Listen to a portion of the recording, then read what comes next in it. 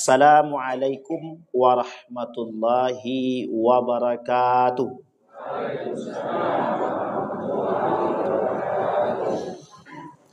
Alhamdulillahi rabbil alamin. Alhamdulillahilladzi arsala rasulahu bil huda wa dinil haq liyudhhirahu 'alad dini kullih wa kafa billahi syahida. Ashhadu an la ilaha illallah wahdahu la syarika lah wa ashhadu anna Muhammadan abduhu wa rasuluh la nabiyya ba'd. Allahumma salli wa sallim wa barik ala hadzal nabiyil karim. Allahumma salli ala Muhammad wa ala ali Muhammad fil alamin innaka Hamidum Majid. Ya ayyuhalladzina amanu taqullaha wa qulu qawlan sadida yuslih lakum a'malakum wa yaghfir lakum dhunubakum wa may yuti'illaha wa rasulahu faqad faza fawzan 'azima. Puji syukur kehadirat Allah dengan mengucapkan alhamdulillahirabbil alamin, berselawat kepada Nabi dengan mengucapkan Allahumma salli ala Muhammad wa ala ali Muhammad fil alamin innaka Hamidum Majid. Bapak Ibu sekalian yang berbahagia, bagaimana kabarnya di malam hari ini? Alhamdulillahirabbil alamin. Semoga kita semua istiqamah, husnul khatimah, dan insya Allah orang tua kita yang telah mendahului kita Allah tempatkan di tempat terbaik di sisinya. Allah kumpulkan bersama orang yang soleh. Untuk orang tua kita yang masih hidup, Allah sehatkan, Allah kuatkan, Allah limpahkan rezeki dan keberkahan. Amin ya rabbal alamin. Baik, Bapak Ibu sekalian yang berbahagia, sampai mana kajian kita Bapak Ibu? Ada yang masih ingat? Saya lupa terus nih. Nengok wajah Ustaz Fajri ini hilang materi ya. Baik Bapak Ibu sekalian yang berbahagia, malam hari ini mungkin saya tak mengkaji al-kabair, saya tak kaji dosa besar, tapi saya ingin mengkaji satu hal yang hari ini sedang ramai diperbincangkan. Biar kita semua sama-sama membuka mata dengan kondisi yang kita alami hari-hari ini. Apakah kondisi yang kita alami hari-hari ini sesuai dengan apa yang dikatakan oleh baginda Nabi Muhammad sallallahu alaihi wasallam? Saya mulai Bapak Ibu sekalian yang berbahagia dengan satu hadis baginda Nabi Muhammad sallallahu alaihi wasallam. Kata Nabi begini: "Muru auladakum bis salati idza balagha sab'in." Kata Nabi, kalau umur anak sudah sampai 7 tahun, suruhlah salat. Nanti poinnya bukan di situ, nanti poinnya selanjutnya. Tapi kalimat selanjutnya, wadribuhu idza balagha 10. Dan pukullah jika pada umur 10 dia belum salat. Jika umur 10 dia belum salat, maka pukullah. Kemudian di dalam hadis yang lain dikatakan oleh baginda Nabi Muhammad sallallahu alaihi wasallam, al-waladu sirru abihi. Seorang anak akan menyerupai karakter bapaknya. Tapi dalam hadis yang lain tak begitu. Kullu mauludin yuladu 'alal fitrah. Setiap anak yang dilahirkan itu suci, fa abawaihi, tapi orang tuanya yuhawidanihi am yumajjisanihi am yunassiran. Ada yang memajusikan, ada yang menasranikan, ada yang membuat dia Yahudi, ada yang membuat dia agama Islam, tergantung pada orang tuanya, atau nanti kita lihat tafsir hadis tersebut. Duduk situ sama Om ya. Baik Bapak Ibu. Nah, sekarang Bapak Ibu sekalian yang berbahagia, di dalam hadis yang lain Nabi bilang begini. Satu ketika Ibnu Abbas itu duduk di belakang Nabi setelah melaksanakan salat. Kata Ibnu Abbas, kuntu khalfan Nabi sallallahu alaihi wasallam. Aku berdiri dan duduk di belakang baginda Nabi, kata Ibnu Abbas. Kemudian Nabi berkata kepadaku, qala Nabi sallallahu alaihi wasallam. Nabi bilang begini, ya gulam, ihfazillah yahfazka. Ya gulam, ihfazillah tajid tujahak. Hei anak muda, Jagalah Allah, niscaya Allah akan menjagamu. Jagalah Allah, niscaya apa yang engkau harapkan Allah kasih. Tajid tujahak, bahkan mungkin dia akan berada di hadapanmu. Dan ini akan perlu penjelasan yang lebih. Tapi kemudian hadis tersebut diperpanjang. Wa idza sa'alta fas'alillah wa idza sta'anta fasta'in billah. Kalau minta bantu, minta sama Allah. Kalau mau minta, minta sama Allah. Kalau minta pertolongan, minta sama Allah. Wa in ijtama'al qaumu ala an yadurruka bi syai'in la yadurruka bi syai'in illa qad kataballahu 'alaik. Kalau ada orang-orang yang mau membuat engkau bahaya atau membahayakanmu, tidak akan bisa kecuali yang sudah ditentukan oleh Allah. Atau sebaliknya, kalau ada orang yang ingin mengambil manfaat dari dirimu, tidak akan bisa kecuali yang sudah tertulis, yang sudah Allah tetapkan. Apa maksud hadis yang kita sampaikan tadi? Maksud yang hadis yang kita sampaikan ini, Bapak Ibu sekalian yang berbahagia, baginda Nabi, kalau dia berbicara dengan siapapun, dia melihat lawan bicaranya. Misal Nabi berbicara dengan seorang anak. Nabi berbicara dengan seorang anak, dia menggunakan bahasa yang seolah-olah dia anak. Apa kata Nabi? Ya bunayya. Hei anakku. Padahal itu bukan anak Nabi. Tapi dianggap oleh Nabi anak. Nanti kita lihat kalimat bunayya itu dalam tafsiran atau dalam pemahaman para ulama. Kharajan Nabi sallallahu alaihi wasallam yaumal id, ketika di hari Idul Fitri Nabi keluar. Fara'a sabiyan yabki, kemudian Nabi lihat ada anak kecil menangis. Kemudian Nabi tanya, "Kenapa engkau menangis?" "Bapakku pergi, bapakku meninggal, ibuku menikah lagi dan aku ditinggalkan." Ternyata menangis kenapa? Menangis karena ada orang pakaian-pakaian bagus dan dia tidak. Kemudian Nabi bilang, "Maukah engkau menjadikan aku bapakmu, kemudian Fatimah kakakmu, Ali pamanmu?" Disampaikan oleh Nabi begitu. Kemudian diangkatlah oleh Nabi anak tersebut. Nah, poinnya di sini. Nabi berbicara dengan anak kecil, Nabi panggil ya bunai, wahai anakku yang paling aku sayangi. Sekalipun itu bukan anak kandungnya. Yang kedua, Nabi berbicara dengan remaja dan dewasa, Nabi gunakan bahasa yang sesuai. Ya gulam, hei anak muda, kata Nabi. Kemudian Nabi berbicara dengan orang yang lebih tua dengan Nabi. Nabi posisikan diri dia sebagai seorang yang lebih muda dan menghormati yang lebih tua. Ya abati. Tapi kalau Nabi berbicara dengan para sahabat, apa kata Nabi? Apa yang disampaikan oleh Nabi ketika berbicara dengan sahabat? Ya Aba Bakrin, ya Umar bin Al-Khattab, ya Ibn Umar.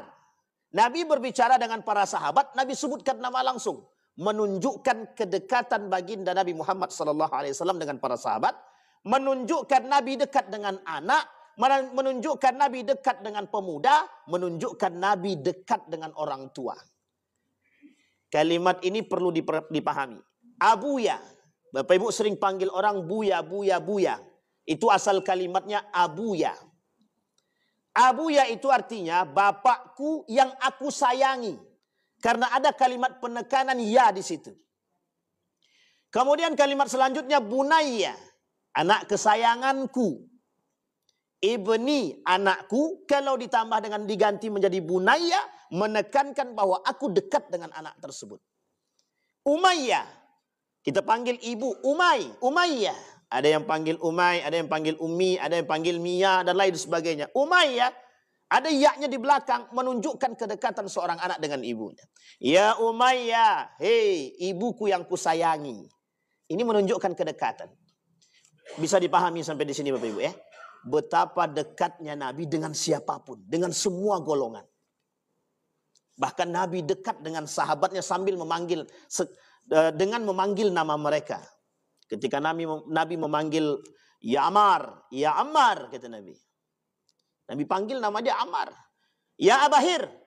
Kata Nabi ya Abahir. Abu Hurairah. Abu Hurairah itu kalau Nabi manggilnya ya Abahir. Hei bapak kucing katanya. Karena dia punya kucing. Nama kucingnya kucing Hir itu. Hir itu kucing hutan. Disebut dengan Abahir. Hei pemilik kucing hutan kesini kata Rasulullah. Itu cara Nabi berbicara. Saking dekatnya. Nah Bapak Ibu sekalian yang berbahagia. Saya ingin katakan begini. di akhir-akhir ini, kita menemukan betapa banyaknya persoalan-persoalan generasi kita hari ini. Ini mumpung ibu-ibu banyak, bapak-bapak banyak, ini kita sampaikan. Persoalan yang saat ini kita hadapi darurat. Darurat yang kita hadapi hari ini, yang pertama yang paling besar, darurat akhlak, adab, etika. Ini darurat paling besar.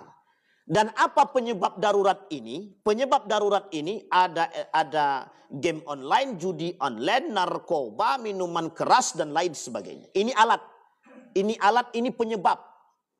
Penyebab hari ini mereka tidak berakhlak. Penyebab hari ini generasi kita sebagian itu hampir tidak beradab. Kasus yang kita temukan misalkan, ada anak membunuh orang tua karena tidak dibelikan motor. Ada anak membunuh orang tua karena tidak dibelikan paket, tidak dibelikan HP, tidak dibelikan ini dan lain sebagainya. Mereka rela membunuh gurunya, mereka rela membunuh dan lain sebagainya. Dan begitu juga di sekolah. Kita temukan orang-orang seperti itu, anak-anak hari ini, mereka biasa dengan guru-guru mereka.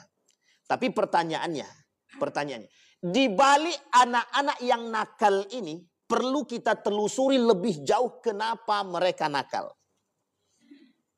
Kita kembalikan hadisnya pada hadis yang pertama yang kita sampaikan. Al-waladu sirru abihi. Seorang anak akan mencontohkan praktek atau mempraktekkan apa yang pernah dibuat oleh bapaknya. 25%. 75%-nya kata guru saya merujuk kepada ibu dia. Tenang ibu-ibu ya. Tidak usah protes. Ini tidak ada perbandingan. Bukan perbandingan. Betapa peran kedua orang tua mampu membentuk karakter. Sehingga dalam teori Sigmund Freud yang dianggap bapak psikolog oleh dunia hari ini, seorang orientalis, dipelajari bukunya di mana-mana, ahli psikologi, dia bilang, penyebab rusaknya akhlak seorang generasi itu adalah disebabkan behavior, tingkah laku mereka, environment. Apa itu penyebabnya? Lingkungan. Oleh para ulama, lingkungan itu diterjemahkan dari kalimat yang tadi kita sampaikan. Fa'abawaihi yuhawidanihi am yumajjisani am yunassiran. Yang menyebabkan anak itu berubah akhlaknya, bisa merubah agamanya, satu penyebab terbesarnya orang tua. Yang kedua penyebab terbesarnya lingkungan. Kata Imam Al-Ghazali, lingkungan. Nah, sekarang kita lihat, mengapa anak itu nakal. Ada anak nakal, bapaknya baik. Ada bapaknya nakal, anaknya baik. Ada bapak dan anak baik, istri yang tak baik. Atau sebaliknya. Tapi ada semuanya yang baik, ada. Sekarang kita lihat. Banyak penyebabnya, banyak. Pernah kita temukan, bapak ibunya soleh solehah. Tapi anaknya minta ampun. Na'udzubillah, thumma na'udzubillah. Anaknya mencaci, memaki, melakukan perbuatan yang tak benar. Setelah kita telusuri, ternyata anak angkat. Satu. Tapi kita telusuri ini anak angkat ini ternyata. Ternyata anak angkat ini bapak kandungnya peminum pezina. Bayangkan. Sebegitu kuatnya pengaruh karakter orang tua kepada. Satu ketika anak ini di pesantren, dimasukkan ke pesantren. Kata guru di pesantren, ya Allah Pak, kami agak kesusahan nih. Setelah ditelusuri ternyata anak angkat dan ternyata bapaknya, kandungnya punya kesalahan di masa lalu. Sekarang kita lihat. Ada anak baik Pak, saleh. Tapi kemudian bapak ibunya tidak baik. Ini cerita nyata. Seorang Profesor Dr. Haji Yunhar Ilyas pernah menyampaikan kepada saya dalam cerita beliau. Dia punya kawan, kata beliau begini. Saya punya kawan, penulis tulisan dia itu tentang, mohon maaf, tulisan-tulisan pornografi. Gitu. Tulisan-tulisan majalah dewasa. Dan tulisan-tulisan tidak benar lah. Gitu. Tapi anaknya di pesantren. Satu ketika anaknya selesai dan balik, apa kata anaknya? Aku tidak mau tinggal di rumah. Akhirnya anaknya tinggal di rumah kawannya. Datang bapaknya ke rumah kawan tersebut menjemput anak tadi. Kemudian bapaknya bilang, nak yuk kembali ke rumah. Mengapa engkau tak mau tinggal bersama kami? Dijawab sama anaknya, kalau bapak tak berhenti dari pekerjaan bapak yang tidak benar, saya tidak akan pernah balik ke rumah. Coba bayangkan. Seketika bapak tersebut ditinggalkannya semua pekerjaannya sampai dia wafat, taubat dia. Jadi pengaruh anak yang soleh mampu merubah karakter kedua orang tua. Atau sebaliknya, pengaruh kedua orang tua mampu membuat jadi anak yang orang tuanya saleh, anaknya tidak soleh. Apa penyebabnya? Dari awal Ustaz, di awal mereka baik sekali Ustaz. Sholatnya rajin. Setelah SMP ke atas, tidak ada sholat lagi Ustaz. Kita lihat hadis yang tadi. Kata Nabi, pada umur 7 tahun, suruh mereka sholat. Kenapa? Ketika umur 7 tahun mereka sholat, berikan pendidikan agama, pendidikan tauhid, mereka mengingat dengan kuat. Tapi mengapa kata Nabi pada umur 10 tahun, ketika balagha asyara, ketika sampai pada 10 tahun, kata Nabi, pukul dia. Apa alasan Nabi mengatakan? Di umur 10, 11, 12, sampai 15 tahun, kalau kita tak berhasil memberikan pendidikan sholat kepada mereka, bisa dipastikan setelah itu sulit bagi kita untuk mendidik mereka kembali dalam hal agama dan sholat. Kenapa? Di masa itu adalah masa remaja, yang mereka sudah punya tempat sendiri.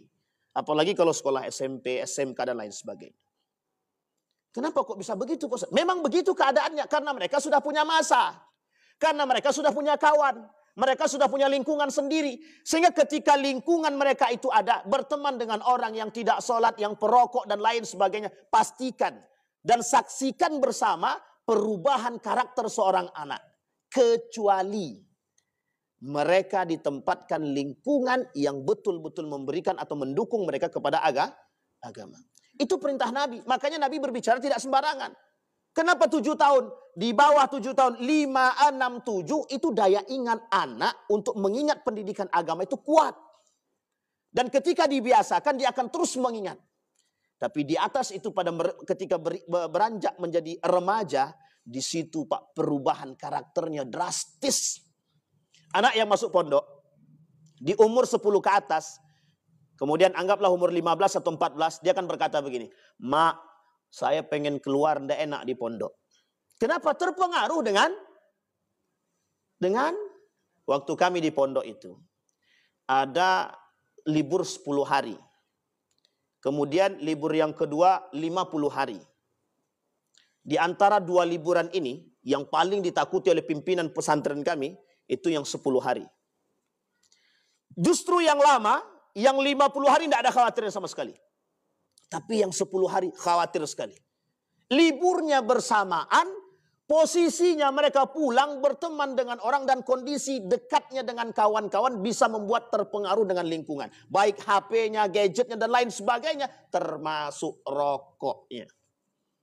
Sehingga pada liburan yang 10 hari ini, banyak anak-anak yang nelpon ke pondok, "Maaf kami tak mau balik lagi." Karena terpengaruh dengan pengaruh lingkungan. Coba bayangkan apa yang dikatakan oleh Nabi terbukti. Nah, Bapak Ibu sekalian yang berbahagia, maka apa yang harus kita lakukan? Yang harus kita lakukan adalah memberikan pendidikan yang baik. Pernah kita sampaikan di sini, orang tua yang tidak memberikan pendidikan tauhid agama kepada anaknya, maka dia dikatakan sebagai seorang pengkhianat. Loh, kok bisa begitu, Ustaz? Anak amanah atau bukan? Amanah. Kalau tidak menjalankan amanah berarti pengkhianat. Berkhianat kepada siapa? Amanah yang diberikan, Allah yang memberikan amanah. Rasulullah yang memberikan amanah. Sehingga pendidikan pertama yang harus diberikan kepada anak satu saja. Pendidikan tauhid. Tidak ada yang lain. Pendidikan agama. Makanya kenapa para alim, ilmuwan-ilmuwan muslim itu yang ditanamkan kepada mereka terlebih dahulu selain daripada tauhid, Al-Quran. Al-Quran. Tidak ada yang lain. Bapak Ibu boleh buka siapa ilmuwan muslim hari ini yang hafal Al-Quran. Kita lihat rujuk pada masa Daulah Abbasiyah. Ada di situ Imam Al-Ghazali. Ada di situ Ibnu Rusdi, Ibnu Khaldun, Al-Farabi, Al-Jabar, dan lain sebagainya. Hafal Quran semua. Hafal Quran dulu. Hafal Quran dulu. Baru kepada pelajaran yang lain. Ibnu Rusdi misalkan. Ibnu Rusdi itu pengarang kitab Bidayatul Mujtahid wa Nihayatul Muqtasid. Yang dalam buku itu tentang fikih 4 mazhab. Uniknya, sebenarnya Ibnu Rusdi bukan ahli fikih. Tapi lebih tepatnya ahli fisika dan kimia. Tapi sebelum menjadi ahli fisika dan kimia, dia hafal Quran di umur 15 tahun dalam riwayat.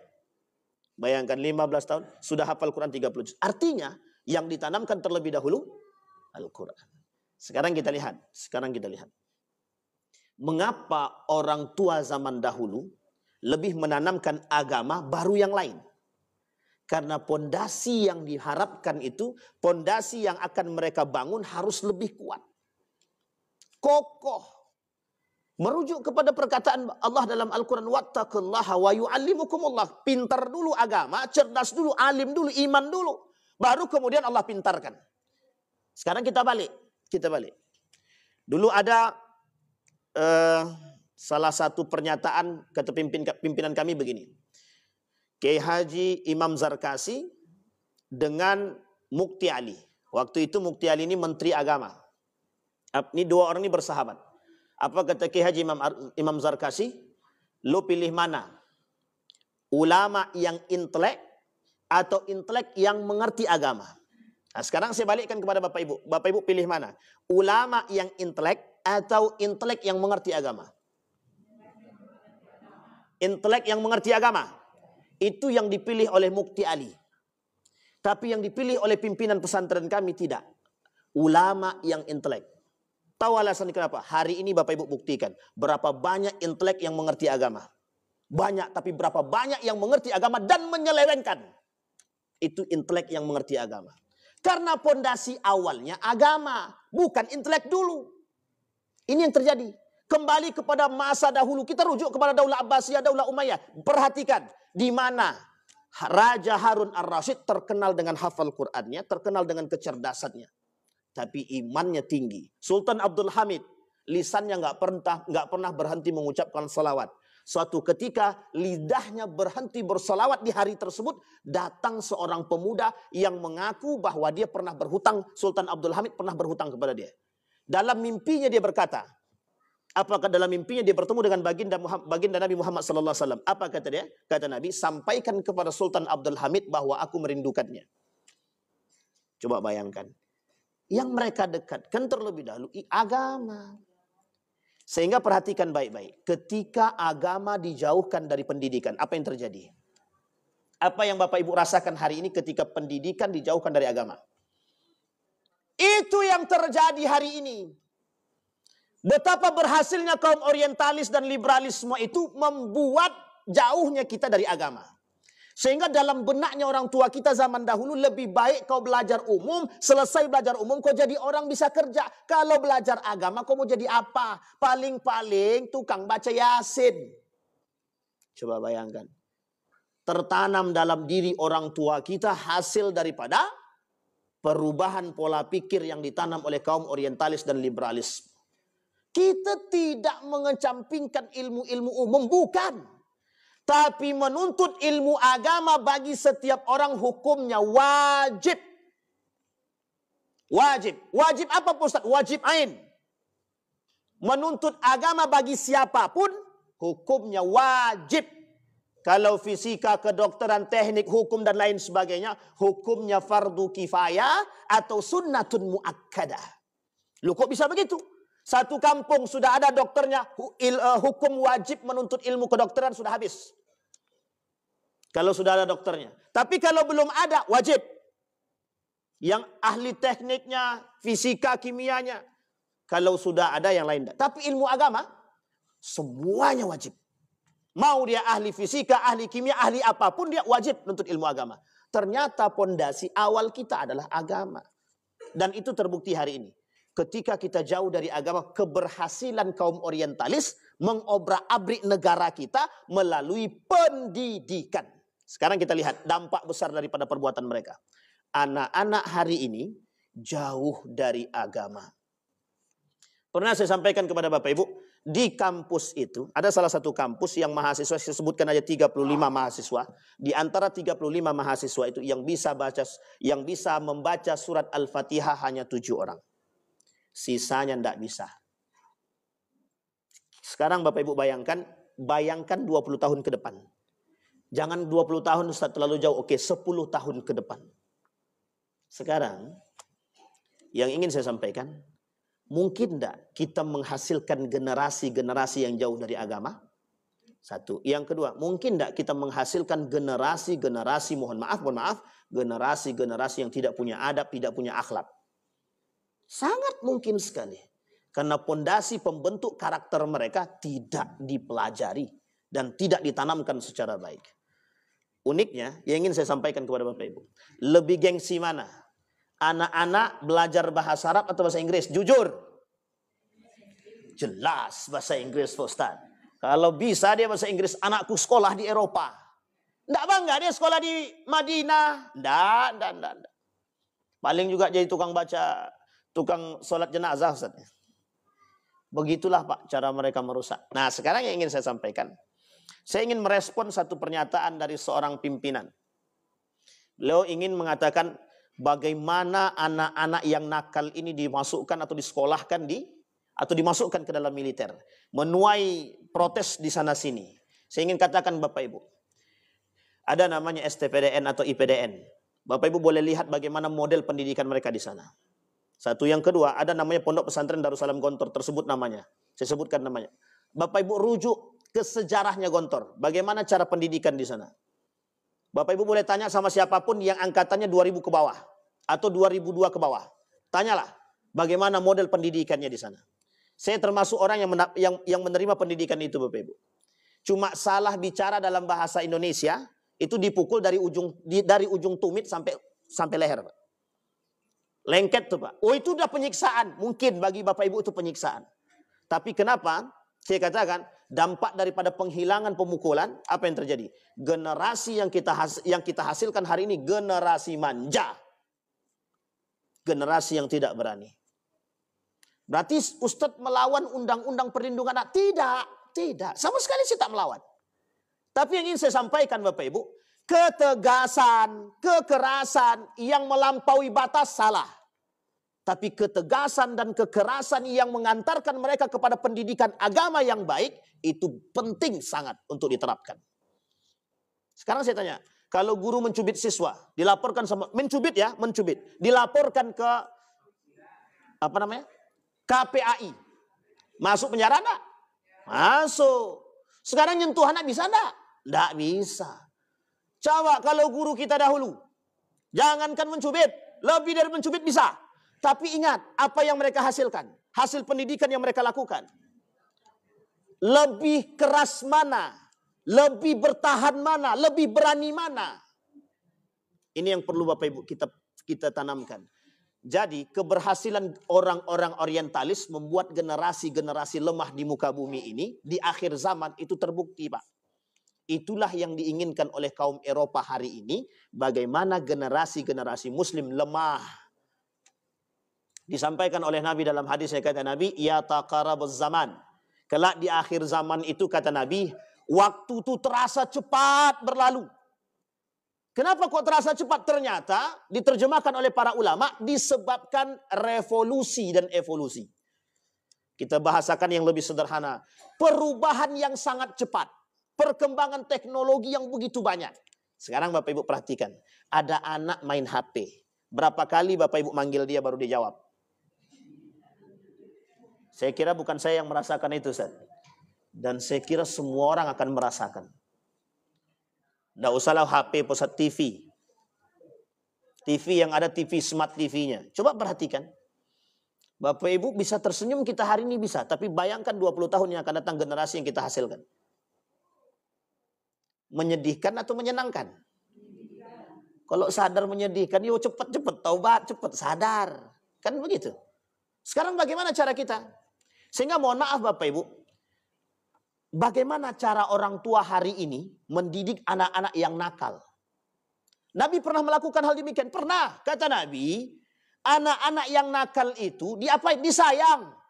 Anak-anak yang nakal bisa jadi ada satu yang hilang dari mereka. Perhatian orang tua.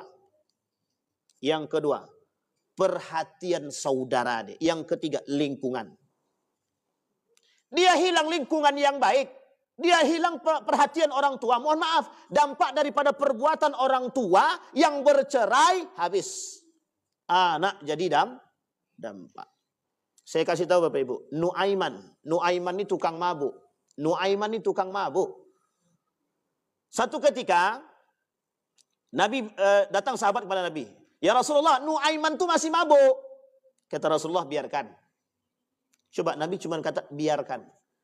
Nabi tidak menzalimi dia, Nabi tidak menyakiti dia, Nabi tidak memarahi dia, tapi justru Nabi sayang dengan Nuaiman. Sampai suatu ketika ada orang Nuaiman ini mengelabui Nabi. Dia pergi ke toko makanan, dibelinya makanan yang banyak, dibawa dekat Nabi. Kata Nabi, "Kau traktir aku makan."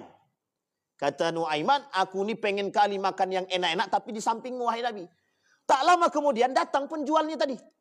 Sampai datang ke situ, apa kata dia? "Ya Rasulullah, aku mau tagih. Nuaiman ngambil makanan belum bayar." Tersenyum Nuaiman. Rasulullah pun tersenyum. Astagfirullah.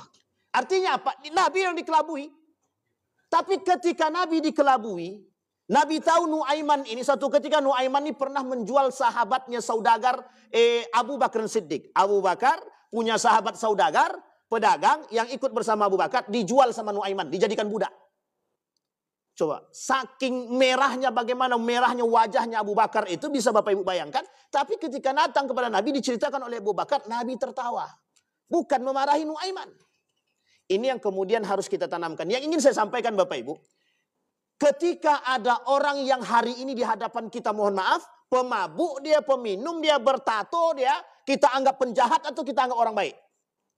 Keberhasilan mereka membuat wajah kita dan pola pikir kita melihat orang. Tapi bagaimana bisa kita mau berhusnuzon sama dia, Pak Ustadz? Memang itu pekerjaannya. Lihat kalimat ini yang disampaikan oleh Imam Al-Ghazali. Seorang pemuda pelaku maksiat dan fakhs. Apa yang dilakukan?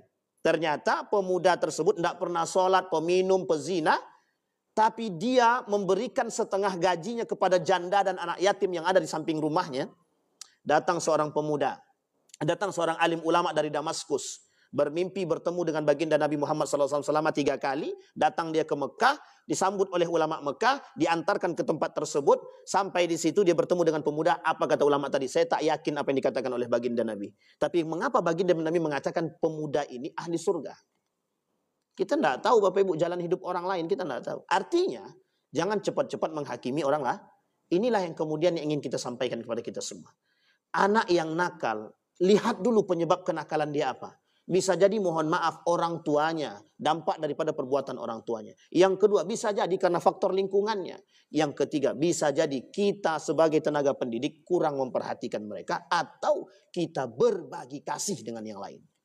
Ada anak pintar kita sayang, ada anak yang tidak pintar kita tidak mau sayang.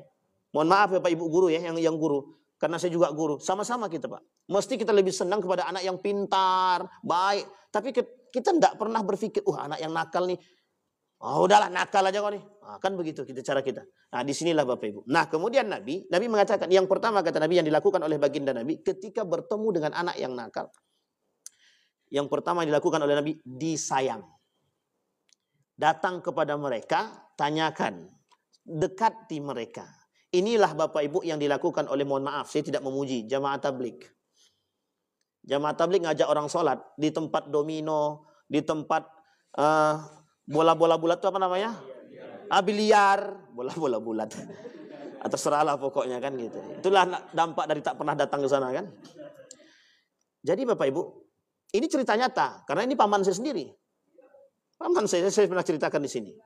Kurang apa? Keluar masuk penjara, narkoba, itu kerjaannya, mukul orang, preman. Tapi kemudian datang jamaah tabligh berkali-kali dipukul sama paman saya, mereka tetap datang. Sampai capek paman saya sudah dipukul, sudah ditendang, sudah kok kalian masih datang. Dan mereka tidak balas. Satu ketika kata paman saya, hari ini saya ikut apa keinginan kalian. Tapi besok jangan datang ke rumah saya lagi. Kata orang tadi, oke. Datang Pak, ikut dia ke masjid. Dan Bapak Ibu bayangkan masjid yang dibawa itu, yang dibawa oleh jamaah tabligh ke tempat masjid ini, itu masjid siapa? Masjid keluarga kami Pak. Dan itu masjid, apa bahasanya? Keluarga kami ya keluarga paman saya sendirilah. Bayangkan, di tempat itu masjid kita sendiri, kita tak pernah datang ke situ. Suatu kita ke jamaah tabligh yang bawa, apa yang terjadi? Tidak mau balik ke rumah Pak. Akhirnya besoknya dia ikut keluar 40 hari. Sampai hari ini Pak. Bayangkan, belum pernah terjadi, mungkin sudah pernah terjadi tapi di daerah yang lain. menjadi camat di 2 tempat sekaligus. Camat di 2 tempat sekaligus. Itu keberkahan yang Allah berikan. Artinya apa? Penjahat keluar masuk penjara masih bisa dapat jabatan, itu kan unik gitu. Kriminal, Pak. Tapi itu yang terjadi. Itu yang terjadi. Artinya apa? Sejahat-jahatnya orang ternyata masih bisa mendapatkan hidayah. Hanya saja caranya, Pak, yang kita butuhkan. Yang kedua kata Nabi, bagi orang tua yang memiliki anaknya yang nakal, gantunglah cambuk di rumah, kata Nabi. Nabi katakan, ini hadis yang sahih. Apa kata Nabi? Gantunglah cambukmu di dinding rumah agar menjadi pendidikan bagi mereka. Maksudnya apa? Kembali kepada hadis yang tadi. Fadribuhu idza balagha asara. Kalau dalam persoalan agama mereka tidak mau mengikuti, pukullah. Tapi ingat Bapak Ibu, memukul itu bukan dengan nafsu.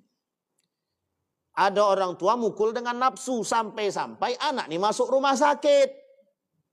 Itu tidak memukul, membunuh. Kalau begitu jelas dilarang. Sampai di sini paham Bapak Ibu? Nih yang biar kita paham semua. Adakah cara menghukum dengan memukul yang dilarang oleh baginda Nabi? Yang pertama, memukul wajah. Rasulullah mengatakan dalam hadisnya, jika salah seorang dari kalian memukul, maka hendaknya dia menjauhi wajahnya. Jangan pukul wajahnya. Yang kedua, memukul yang terlalu keras karena nafsu atau kebencian. Yang ketiga, memukul dalam keadaan marah yang sangat tinggi. Nah, ini yang terjadi nih Pak.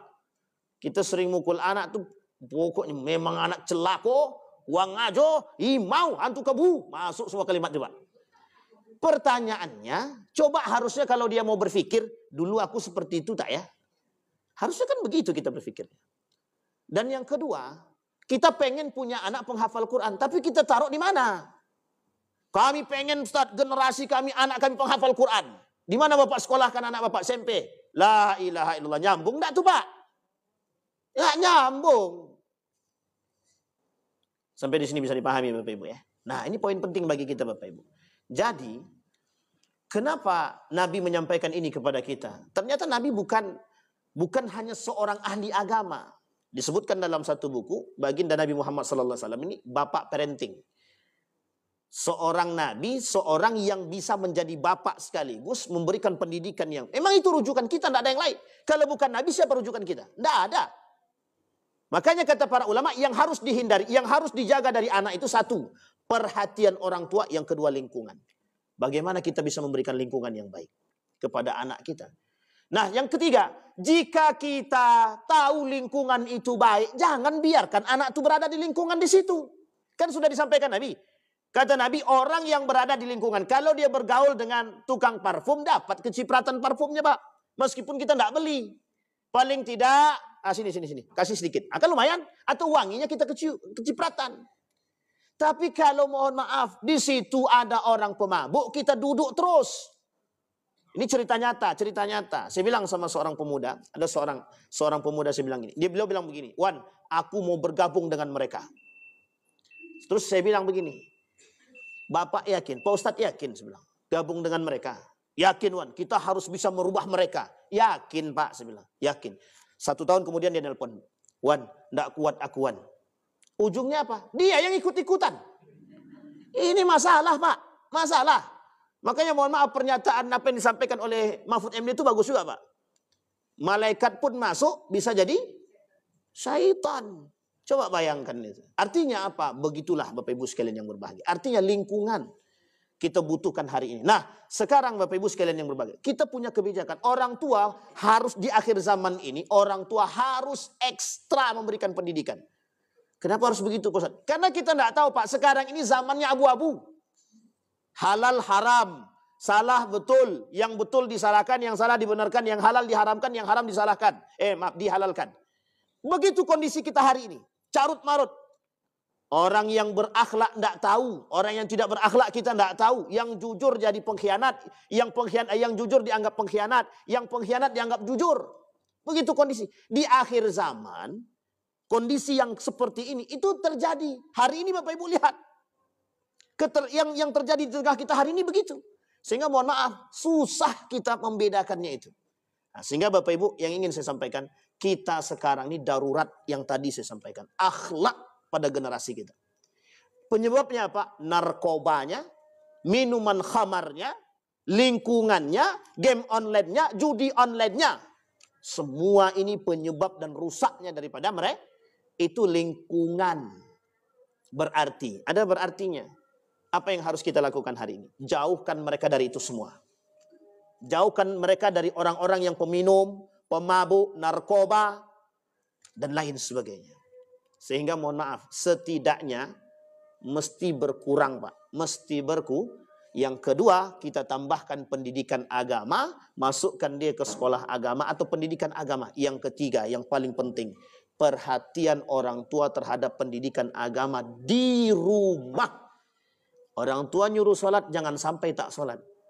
Nanti dijawab sama anaknya, bapak aja tak sholat, ngapain kami sholat? Coba, kalau anaknya begitu bagaimana? Itu karena orang tuanya. Maka kalau nyuruh anak, berbuat dulu baru nyuruh. Maka kalau kita sudah berbuat, anak tuh mudah merekam apa yang kita sampaikan. Sampai di sini paham Bapak Ibu? Nah, kita respon sedikit. Jadi apa pendapat Pak Ustadz tentang memberikan pendidikan militer kepada anak yang nakal? Kalau saya Bapak Ibu sekalian yang berbahagia, sejauh ada standar militer yang disampaikan dan tidak mencelakai, itu tidak ada masalah. Kenapa? Biar anak-anak yang nakal ini sadar betapa pentingnya akhlak tersebut dan betapa susahnya orang tua memberikan pendidikan. Kenapa Bapak Ibu? Mohon maaf. Apa yang mereka lakukan hari ini, kelak di akhir mereka akan menuai sendiri apa yang mereka perbuat. Maka jangan sampai perbuatan mereka hari ini akan mereka tuai hasilnya di akhir. Kalau bisa kita rubah, kita rubah. Tapi kalau pendidikan militernya sampai membunuh, saya sangat tak setuju sekali. Itu kan tidak mungkin juga Pak. Orang sadar tahu juga. Dan lain sebagainya. Mudah-mudahan apa yang saya sampaikan ini Bapak Ibu bisa menjadi poin penting bagi kita. Bisa sama-sama melihat keadaan yang darurat ini. Dan mudah-mudahan kita sama-sama punya perhatian besar terhadap perkembangan generasi kita di akhir zaman. Fa'tabiru ya ulil absar la'allakum tuflihun. Assalamualaikum warahmatullahi wabarakatuh.